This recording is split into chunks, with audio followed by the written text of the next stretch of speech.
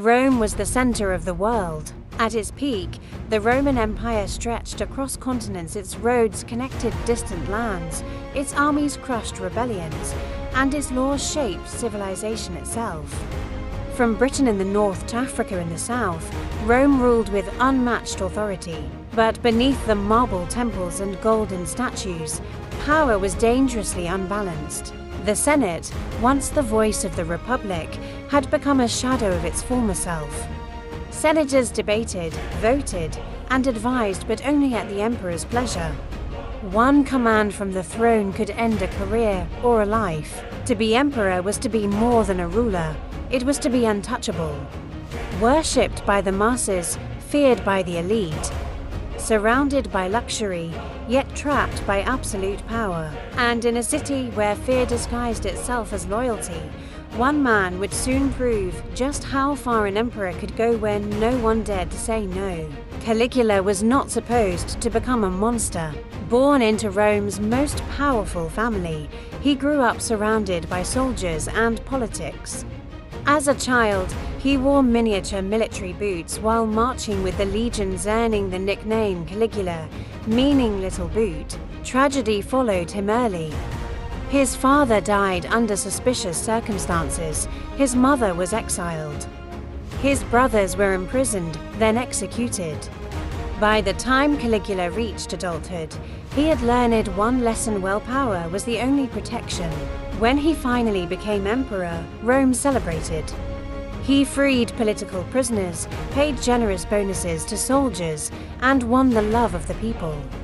For a moment, it seemed Rome had found its golden prince. Then came the illness. Historians say a sudden, severe sickness nearly killed him. And when Caligula recovered, something had changed. The generous ruler faded. In his place emerged a man obsessed with control, humiliation, and fear. Every emperor has a favorite, but Caligula's choice shocked Rome. Incitatus, a horse of exceptional beauty and intelligence, became the object of the emperor's obsession. The horse lived like royalty: marble stables, purple blankets, ivory mangers, and even a personal staff to attend his every need. But this wasn't just indulgence. Caligula made sure everyone in Rome knew that Incitatus was not merely a pet. He dined with him at the palace, invited guests to admire him, and whispered that one day the horse would sit among men in the Senate. To Romans watching from the streets, it was absurd, terrifying, and completely humiliating for those who believed in the dignity of the Republic. Incitatus was no longer a horse, he was a symbol, the power of an emperor unrestrained, a silent warning to anyone who dared question him. And then came the story that would echo through history. Caligula planned to make Incitatus a senator.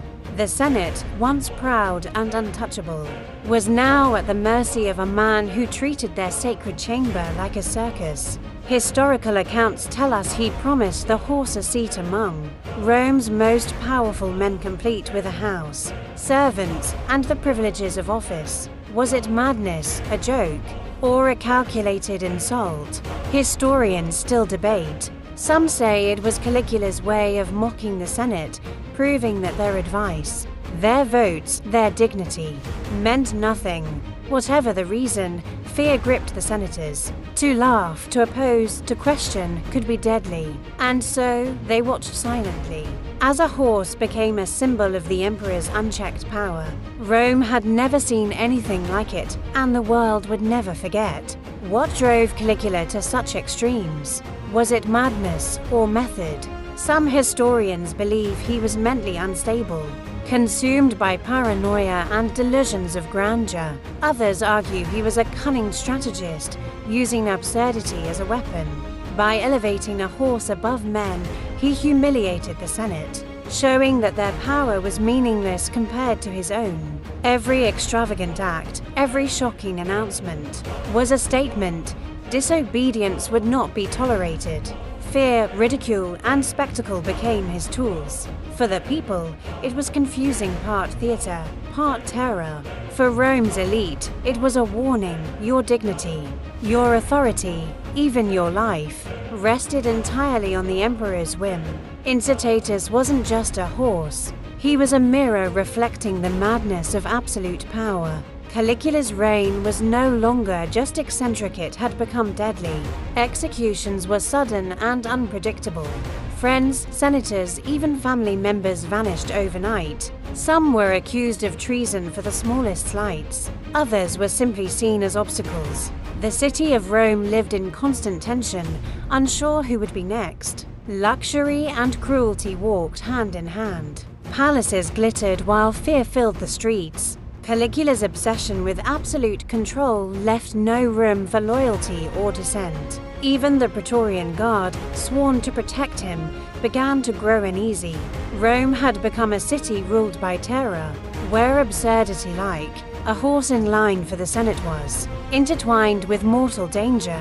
The empire's greatest leaders had fallen silent, powerless against the whims of a man intoxicated with power. Absolute power, it seemed, could not last forever. In 41 AD, the Praetorian Guard, once Caligula's protectors, turned against him. Conspirators struck swiftly, ending the life of a man who had ruled through fear, absurdity, and cruelty. Rome's streets were filled with shock and relief. The reign of terror was over. But what became of Incitatus, the horse that had almost sat in the Senate? Historians say he survived, treated with care, yet never reached the halls of power he had once been promised. Caligula's legacy would be remembered not just for his madness, but for the chilling lesson he left behind. Absolute power unchecked can twist reality itself, making even a horse symbol of fear. Rome returned to a fragile order, but the story of the emperor, who made his horse a senator, would echo through history, forever reminding the world of power, absurdity, and the thin line between them. The story of Caligula and Incitatus is more than a bizarre anecdote. It's a reminder of what happens when power goes unchecked. Fear can make the absurd believable. Authority can twist reality. And even the most ridiculous symbols, like a horse in line for the Senate, can teach us the harshest lessons about leadership, loyalty, and human nature.